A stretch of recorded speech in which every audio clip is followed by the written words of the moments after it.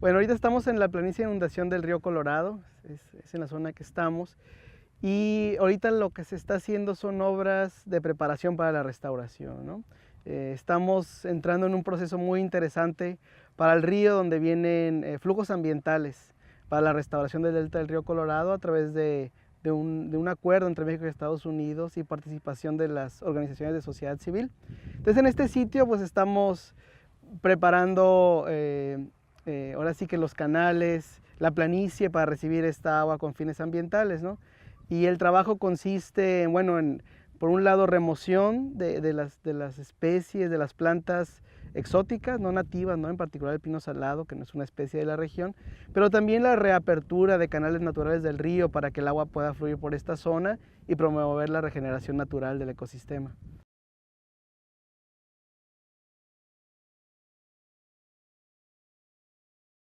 Eh, bueno, pues el delta del río Colorado es muy distinto a como era hace 100 años, ¿no? La construcción de presas, el uso del agua en la cuenca, pues ha causado que deje de llegar los flujos naturales a esta región. Y pues bueno, sí, los humedales, el sistema ripario se ha reducido considerablemente, hemos perdido 85% del área de humedales. Entonces ya tenemos más o menos 15 años trabajando en ver la manera de restaurar el delta del río Colorado a través de diferentes mecanismos, ¿no? Poniendo agua en diferentes lugares, haciendo reforestación, trabajando con la gente. Y, y, bueno, la meta es tener un ecosistema saludable que pueda brindar funciones ambientales y sociales a las comunidades de la región, ¿no? Esa es la razón de la restauración del delta del río Colorado. Ahora, en particular en este momento, a través del Acta 319 de este acuerdo binacional, va a haber un flujo pulso que inicia ahora el 23 de marzo, que va a durar 8 semanas, ¿no? Y este flujo pulso son 130 millones de metros cúbicos que tienen como meta la regeneración natural, ¿no? Promover la germinación de los bosques de sauces y álamos y bueno, que tener agua corriendo por el río. Y entonces para optimizar esas restauraciones que estamos haciendo la preparación de la planicie, ¿no?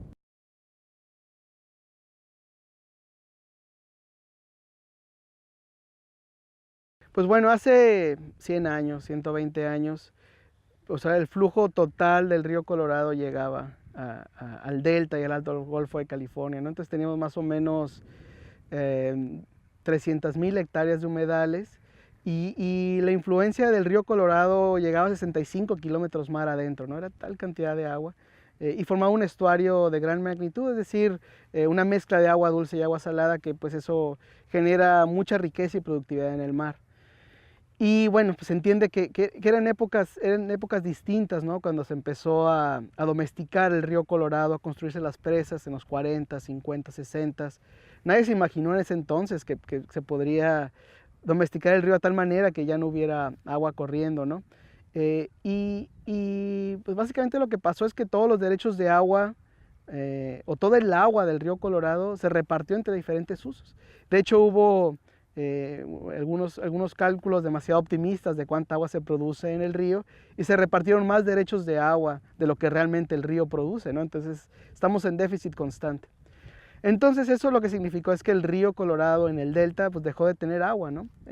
México pues recibe también 1.850 millones de metros cúbicos de agua del río Colorado y toda esa cantidad de agua se reparte para distintos usos, ¿no? Y esa es la base del desarrollo en esta región, en Baja California, entonces ha sido muy importante y muy benéfico, pero también hay que reconocer que eso ha tenido costos ambientales y sociales, ¿no? En el delta del río Colorado muy, muy importantes y que tal vez es momento de revertirlos, ¿no? Y de regresar a la naturaleza un poco, ¿no?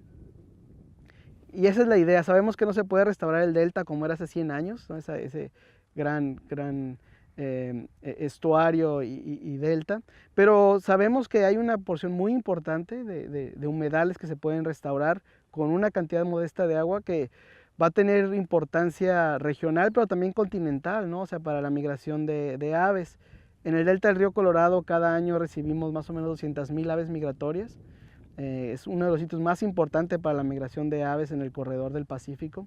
Estas especies anidan en el norte de Estados Unidos y Canadá, pasan aquí el invierno o más al sur, pero tener estos humedales en buen estado ayudan a su sobrevivencia, ¿no? Entonces es solo un ejemplo de la importancia a nivel continental de un sitio como este, ¿no?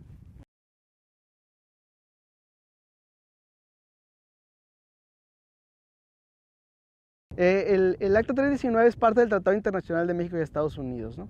Que se firmó en 1944, pero que bueno, es un tratado vivo, ¿no? Que todo el tiempo se está ajustando según las necesidades. Y durante los últimos 3 años, México y Estados Unidos han estado en esta negociación del Acta 319, que es muy integral, o sea, busca ver la manera de colaborar para tener un manejo más sustentable de la cuenca del río Colorado. Entonces, el Acta 319 atiende temas de criterios de escasez y sequía y cómo la atendemos de manera conjunta, buscando soluciones para evitar una crisis. También define protocolos para que México pueda almacenar agua en Estados Unidos, se definen proyectos conjuntos en inversiones en modernización y eficiencia del uso del agua para generar más agua para distintos usos. Y por primera vez en el tratado se incluye el componente ambiental, ¿no? La parte de corresponsabilidad de México y de Estados Unidos para la restauración del delta del río Colorado. Y muy importante, ¿no? Se da espacio para la participación de usuarios y sociedad civil en este aspecto de restauración, ¿no?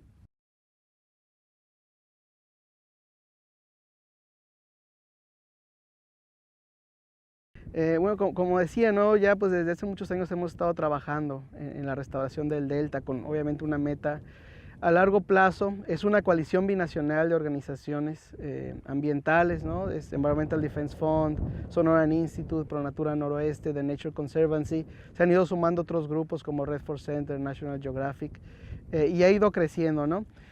Pues hemos estado, pues ahora sí que brindando soluciones, ¿no? Traemos soluciones a la mesa y la idea es la colaboración de nuevo, ¿no?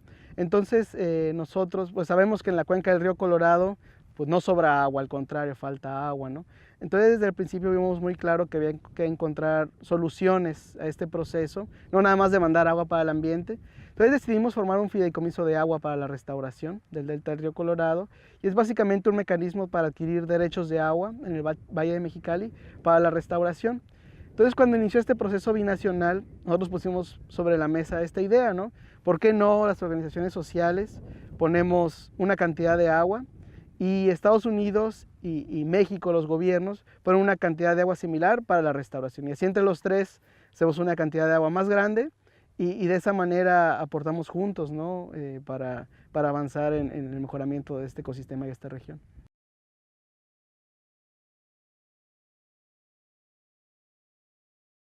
De diferentes fuentes, ¿no? Hemos estado trabajando en estos planes de cómo restaurar el delta y es importante mencionar que todo esto tiene una base científica muy sólida de décadas de investigación en la región que nos han permitido saber, bueno, cuánta agua necesitamos, de qué calidad para poder lograr la restauración. Y entonces ya estamos en la fase de implementación y ahora sí que toda el agua es buena, ¿no? Entonces estamos hablando de agua de retorno agrícola, por ejemplo, el Valle de Mexicali es una fuente importante del río Hardy, entonces queremos mantenerla. Hay otra agua de retorno agrícola que viene de Arizona para la Ciénega, entonces hay que mantenerla, ¿no? Agua tratada de las ciudades de Mexicali, ya se consiguió que 30% del efluente de la planta de tratamiento Las Arenitas se dedique como caudal ecológico del río Hardy. Entonces es otra fuente de agua. Y otra fuente de agua es directamente a través de la adquisición de derechos de riego en el Valle de Mexicali, ¿no? Trabajando con los agricultores. Entonces esa es una fuente de agua adicional. Y la otra es pues el trabajo binacional a través de la gestión para que los gobiernos también logren conseguir un poco de agua y la pongan para el ambiente. Lo que se está buscando es que a través de proyectos de eficiencia y de conservación de agua, parte del agua ahorrada se dedique para el medio ambiente, ¿no? Entonces ahora sí que es una diversidad de opciones. Sabemos que no va a salir el agua de una sola fuente, sino que tenemos que buscar una diversidad de opciones.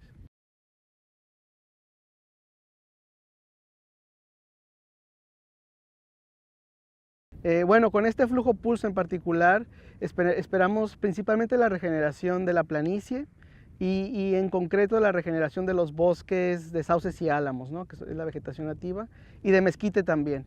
Y sobre todo, y cambiarlo de un suelo muy pobre o sin vegetación o con cubierta muy escasa de pino salado a tener bosques en muy buen estado, ¿no? También una parte importante es la recarga del acuífero, ¿no? Y esa interacción del río con el acuífero del Valle de Mexicali. Entonces, una muy buena parte de estos flujos ambientales se van a ir directamente a la recarga, ¿no? Y eso pues tiene un beneficio para los agricultores. También es muy importante mencionar que pues, en esto no se puede avanzar si no están los usuarios informados y colaborando, ¿no? Y ya pues desde hace unos 5 o 6 años hemos trabajado muy de cerca con los módulos de riego del Valle de Mexicali y ha habido excelente respuesta porque a los agricultores les queda muy claro que un ecosistema saludable pues es mejor para su calidad de vida en la región y han sido parte de este proceso, nos han apoyado, han participado en los esfuerzos de reforestación, en los esfuerzos por asignar agua al medio ambiente, entonces son excelentes aliados.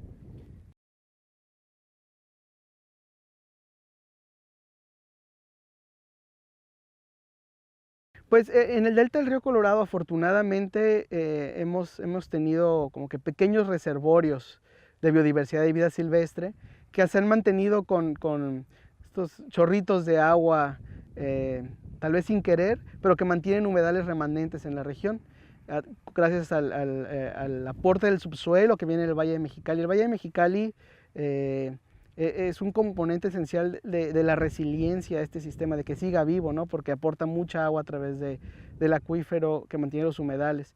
También el agua de drenaje agrícola ha ayudado a mantener humedales importantes como la Ciénega y el río Hardy.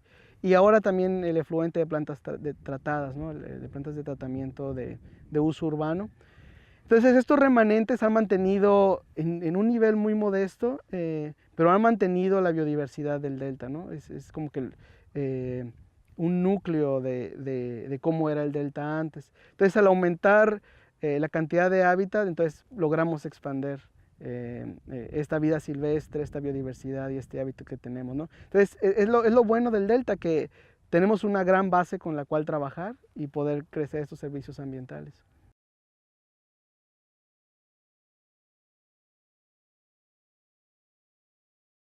Pues bueno, ahorita en el corto plazo lo que viene en puerta es el flujo pulso, ¿no? Es un evento histórico binacional, ¿no? De hecho es la primera vez en el mundo en que dos países colaboran en una cuenca internacional para enviar agua para el medio ambiente, ¿no? Entonces ese es un carácter único, histórico. Y el 23 de marzo, ¿no? Se abren las puertas, las compuertas de Presa Morelos y se libera el agua hacia el río, ¿no? Entonces va a ser un momento de gran trascendencia. Después, el 27 de marzo es cuando va a haber el pico del flujo pulso, ¿no? Y vamos a ver el agua corriendo. Y esa liberación de agua va a durar 8 semanas, ¿no? Hasta mayo.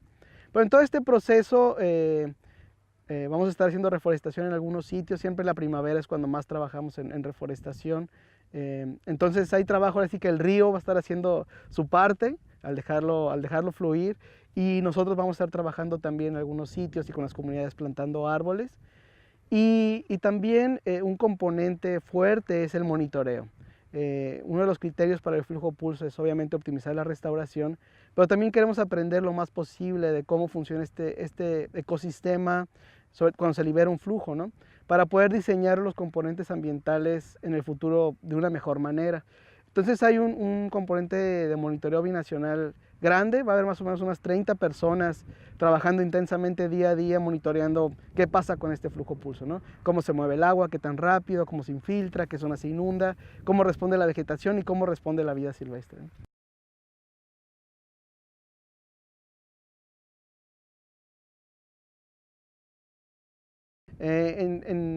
Bueno, hay los humedales remanentes, ¿no? Como la Ciénega, que están en excelente estado y cubren más o menos 20,000 hectáreas. En esta parte del río el trabajo es más reciente, tenemos más o menos 3 años trabajando en la restauración.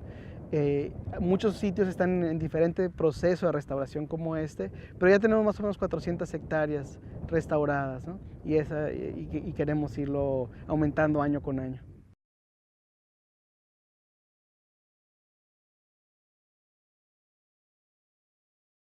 Estamos en la planicie de inundación del río Colorado, en un sitio donde apenas está iniciando la restauración, ¿no? Entonces vemos pues vegetación un poco triste, hay zonas que se quemaron, hay cobertura de pino salado. Algunas máquinas ya están trabajando en desmontar el pino salado y en en la reapertura de canales históricos del río Colorado para que fluya el agua, ¿no? Entonces este es un sitio que está en sus primeras etapas de restauración.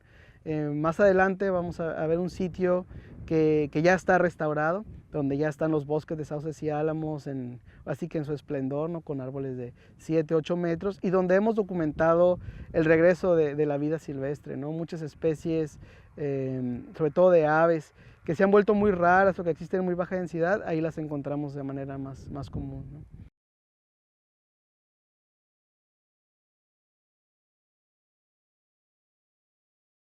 Sí, es importante recalcar que esto no puede ser posible nada más desde un sector, ¿no? O sea, es decir, la academia sola o las ONGs, grupos ambientales solos, no podemos lograr nada, ¿no? Estos avances y esto que vemos ahorita como algo real ha sido posible gracias a la colaboración y al trabajo de todos los sectores juntos, ¿no? Las dependencias de gobierno federal han hecho gran trabajo y han tenido gran liderazgo en esta negociación y han abierto las puertas para la colaboración con la sociedad civil y con los usuarios, ¿no? Y eso ha sido la base para este avance, ¿no? Y luego también el trabajo conjunto de ONGs con los sectores productivos, ¿no? Con el sector industrial, con los agricultores y lograr entendimiento y tener un interés, lograr encontrar cuáles son los puntos de interés común, yo creo que es fundamental para el avance.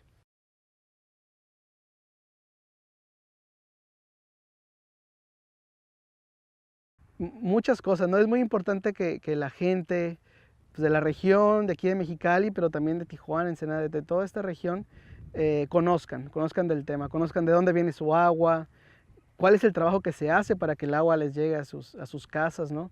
No nada más sale de la llave, sino hay todo un proceso detrás.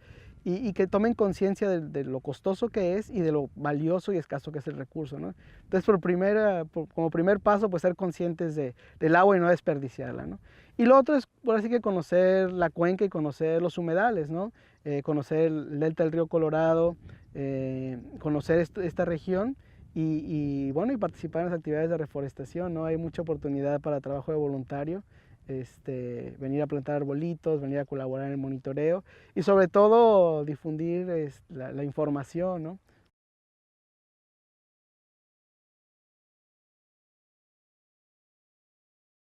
Pues esperamos ver correr el río desde Presa Morelos hasta unirse con el río Hardy y esperamos que también un poco más abajo hacia el estuario y la boca del río en el Alto Golfo de California. Entonces son 160 kilómetros de río, ¿no? Que van a estar corriendo en ese momento y esperamos una restauración de más o menos 950 hectáreas, ¿no? de hábitat, de humedales y sistemas riparios.